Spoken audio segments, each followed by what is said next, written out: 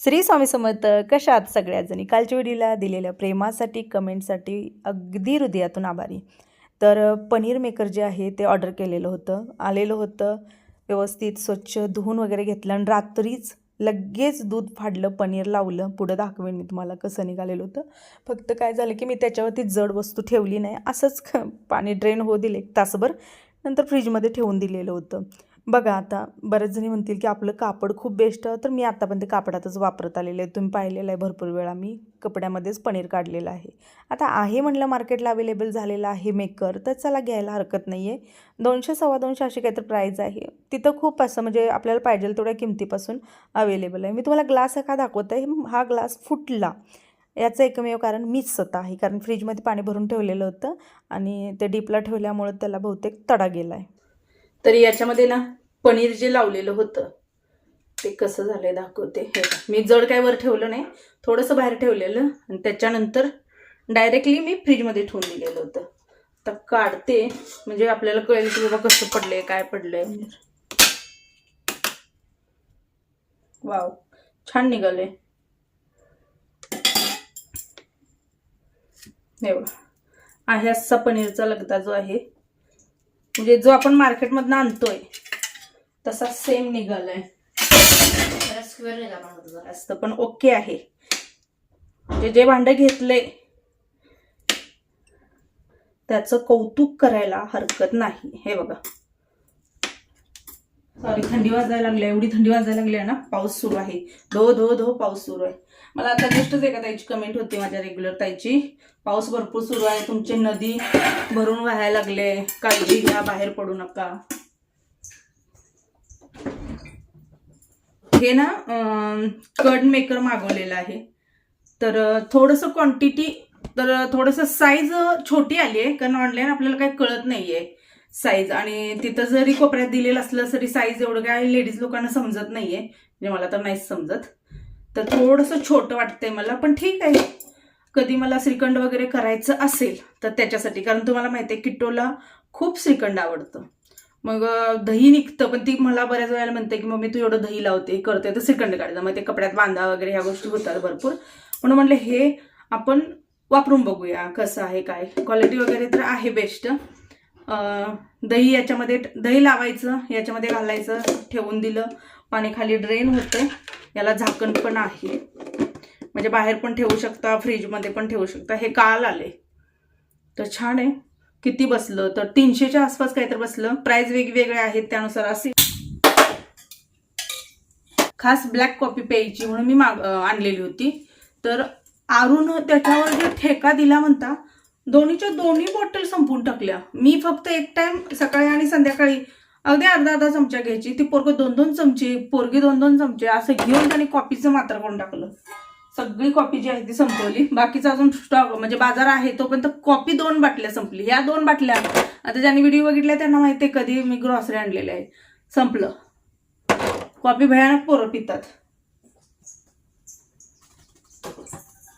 एखादी वस्तू आली की दम निघत नसतो ना, तसं मला पण रात्री दम निघाला नाही. दूध शिल्लक होतं, लगेच व्हिनेगर टाकलं, फाडून घेतलं आणि पनीर लावलं. पण सकाळी म्हटलं आता हेच पनीर करायचं. आता ही काय मला स्पेशल रेसिपी बनवायची नव्हती. याला खूप सारा मसाला आणि खूप सारे घातले, कारण टोमॅटो पण माझ्याकडे नव्हतं, कोथिंबीर नाही आहे, आलं नाही आहे.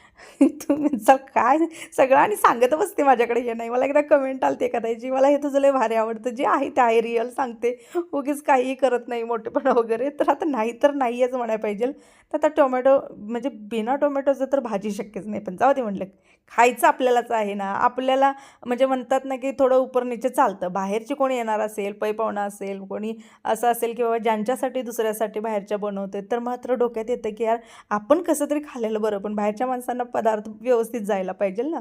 तर असं ग्रेव्ही जी आहे ती बनवून घेतली आणि त्याच्यानंतर थोडंसं बटर टाकलं, व्यवस्थित भाजून घेतलं, झाकून ठेवलेलं आहे. याला काही मी पाणी म्हणजे सॉरी तेल सुटू दिलं नाही, कारण मला झालता वेळ, पोरांना द्यायचा होता डबा.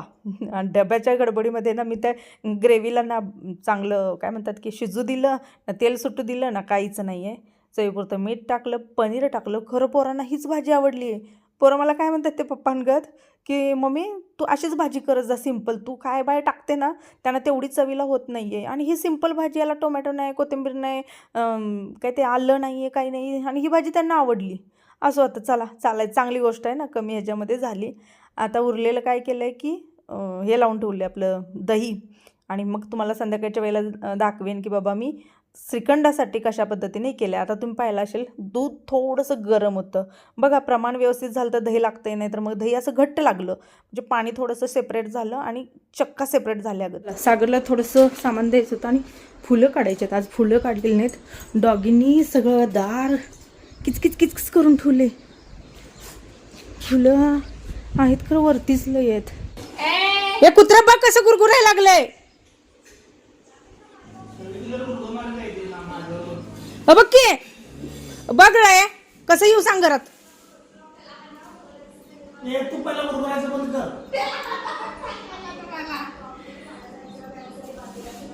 खातोय मसरू आणि मला गुरगुरतोय बघ. आले की गुणाचं म्हणून जरा टाकते. हा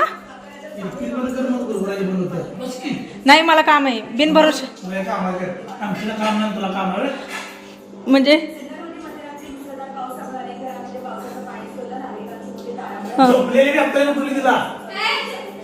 मग तू घे, जाऊ का मी. आणि ती फोटो काय वरचा काढलाय, पडला काय आणि पुन्हा आली पोपट. बर बाबा चल. नाही बाबा कामले पडले ते. हे बघ आणि झिमझिम चालू झालं बघ. आज फुलं 2च मिळाली. असो, वरची आता काढून आणायची आहेत जे आहे तेवढी वाटते. सागर माझ्याकडे येतं म्हणतोय माझं डोकं चालेल ना, कामाचा लोड मला आहे. मी त्याला म्हणते माझं डोकं चालेल ना, मला कामाचा लोड आहे. आणि संदीपचा सकाळीच फोन आलता, तर संदीप म्हणते ये बाई मी ठेवतो फोन, मला कामाचा लोड आहे. म्हणजे मला हसू एवढं येतं आहे की आम्ही तिघं पण कामाच्या लोडमध्ये आहोत. आणि तुम्हाला खरं सांगू, संदीप माझ्या संग 1 महिना बोलत नव्हतं. तू म्हणचाल ताई येतो आता कसा काय विषय.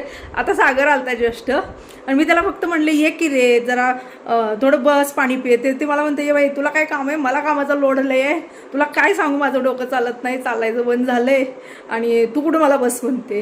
ह्याच्यावर आठवलं म्हणून सांगते. मला हसू आलं त्या गोष्टीचं की माणसाला अंग भरून काम असलं तर माणसाचं डोकं चालायचं बंद होतं. आणि माणसाला काम नसेल, रिकामा असेल तरी पण माणूस बिन डोकं नसल्यागत वागतो म्हणतात ना, तसा प्रकार झाला आहे. आणि संदीप माझ्यासंग मध्यंतरी 1 महिनाभर बोलत नव्हता. माझा बड्डे होता त्यावेळेला ना, त्यानं माझं स्टेटस ठेवलं ना, त्यानं मला विश केलं, शुभेच्छा दिल्या. आणि मी रेग्युलरप्रमाणे विसरून गेली, कारण माझ्या काही डोक्यात नाही एवढं. तर मला नंतर कळतंय गावी गेल्यानंतर, तर मला म्हणते तू माझा फोन उचलला नाही, मला व्हॉट्सअपला मी तुला एवढे मेसेज टाकले, तू मला ते तर रिप्लाय दिला नाही आणि म्हणून मला तुझ्यासंग बोलायचं नाही आहे. मग मी त्याला माझे मेसेज दाखवले. म्हटलं तू केला आहे म्हणलं अशा ठिकाणी की जो नंबर पब्लिकली आहे. तू माझ्या पर्सनल नंबरवर मेसेज केला असता तर ठीक होतं बाबा, पण तू केला आहे पब्लिक नंबरवर. आता पब्लिक नंबरवर एवढं असतं, तर ज्या ताई आहेत त्यांना माहीत आहे की 1000 1200 मेसेज पेंडिंग आहे तिथं.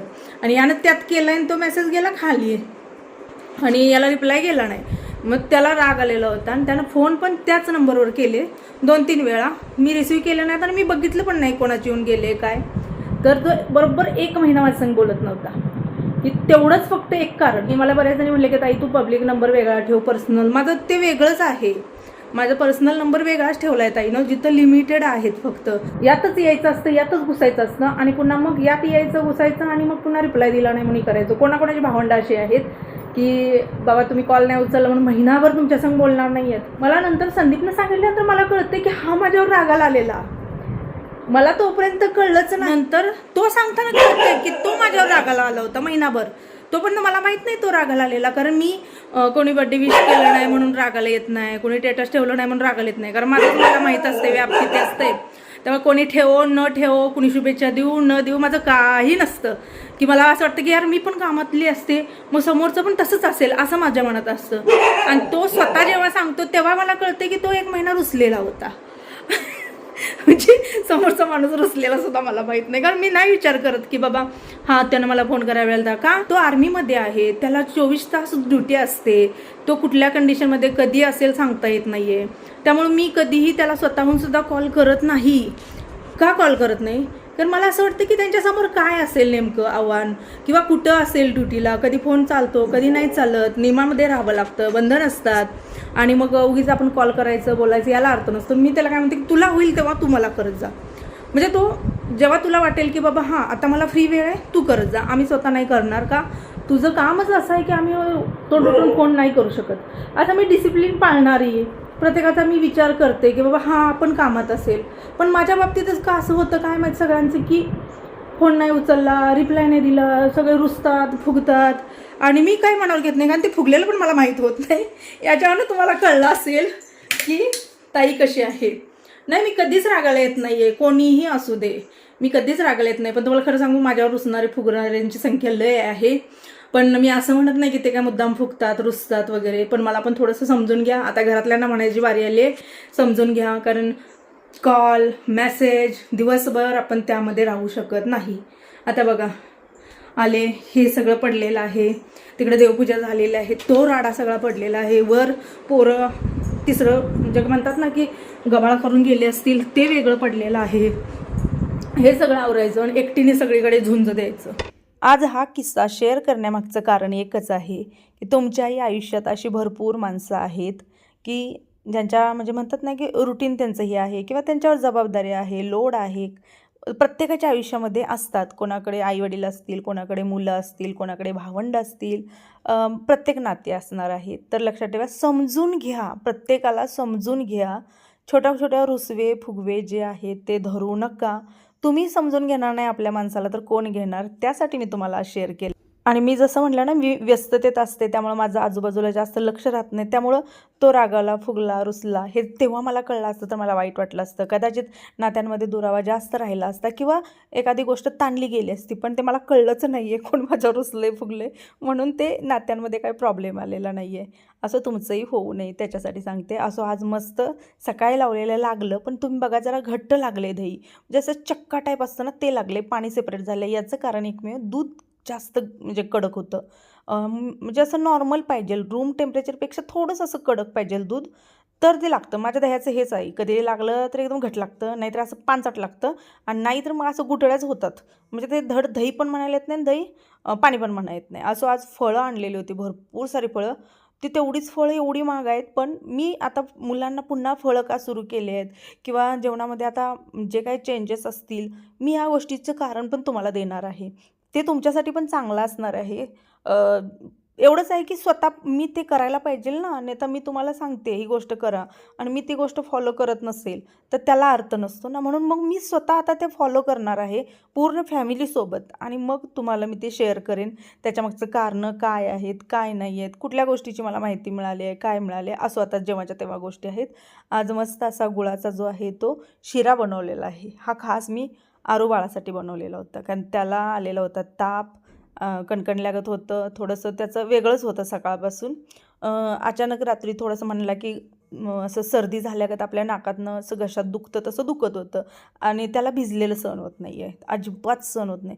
जरा जरी त्याला पाऊस असं बडवला ना कानाला डोक्याला तर तो लगेच आहे ना शिंका देत नाही, पण डायरेक्टली त्याचा घसा पॅक होतो, घसा दुखायला चालू होतो आणि मग ताप येतो. त्याला सर्दी नाही, खोकला नाही, काही नाही, फक्त घसा दुखतोय आणि ताप भरपूर आहे.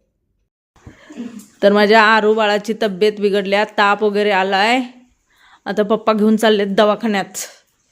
तोंड पूर्ण मऊ झाले, भाजायला लागले. त्याला ना नंतर कापूरती टाकून तू ये दवाखान्यातनं, कापूरती टाकून तुला तेल लावून आहे ना वर झोपवती.